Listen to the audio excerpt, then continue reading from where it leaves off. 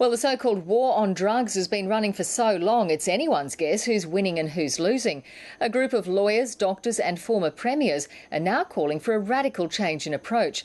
They say, despite the best efforts of police, nothing seems to be working, and it's time to revisit the controversial idea of legalising certain drugs.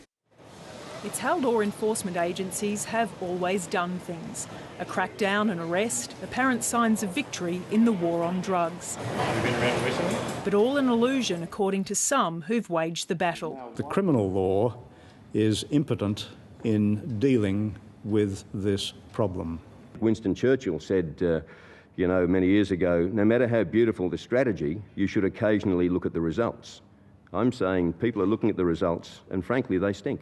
The apolitical think tank Australia 21 says the traditional approach to tackling drugs has done little to curb supply or demand, or stop the harm to users. It's suggesting governments consider decriminalising cannabis use and allowing heroin to be legally prescribed for addicts.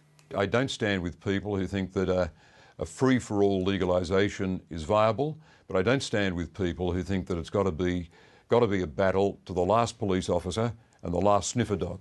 Senator Carr put his name to the report before he was made Foreign Minister, but he's not backing away from it.